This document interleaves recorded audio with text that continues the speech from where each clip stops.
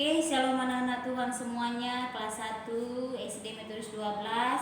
Saat ini kita jumpa kembali dengan pelajaran agama Kristen. Kita melanjutkan catatan yang minggu lalu. Nah, sebelum kita belajar agama, anak-anak yang di rumah terlebih dahulu bernyanyi, berdoa, dan mengucapkan ayat hafalan. Nah, kita masuk dalam pembelajaran kita, yaitu adalah lanjutan minggu lalu. Ciptaan Tuhan sangat bermanfaat bagi kita. Nah, manfaat itu berarti berguna bagi kita atau bagi kehidupan kita sehari-hari.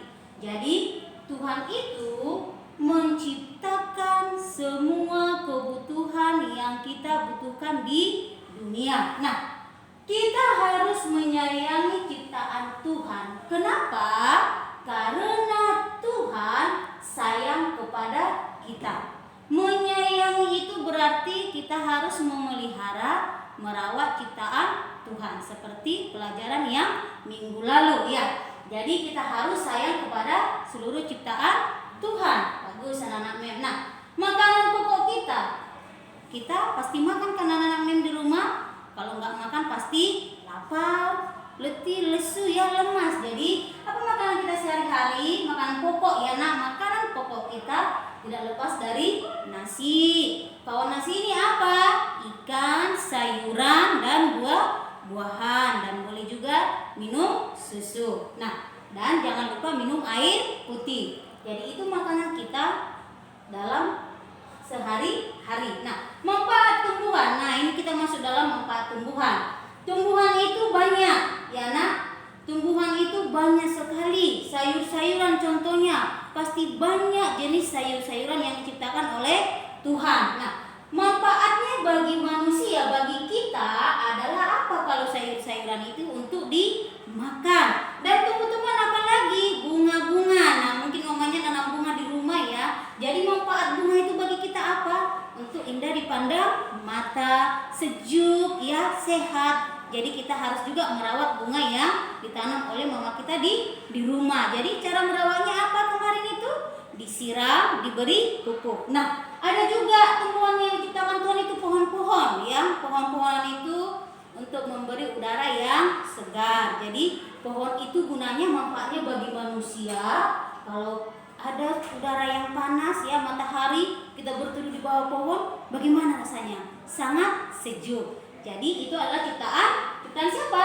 Ciptaan Tuhan dan bermanfaat bagi manusia, bagi kita. Nah, masuk kepada hewan. Hewan siapa yang menciptakan anak? Tentu Tuhan Allah. Nah, apa manfaat itu bagi manusia, bagi kita ciptaan Tuhan? Untuk dimakan. Apa yang dimakan? Dagingnya seperti apa itu? Banyak yang bisa kita makan dagingnya. Seperti ayam ya. Siapa yang suka ayam goreng di sini? Pasti suka semua ya. Nah, apa lagi? Ya, daging sapi, daging kambing, dan ayam ini juga bukan hanya daging yang bisa kita makan. Apa?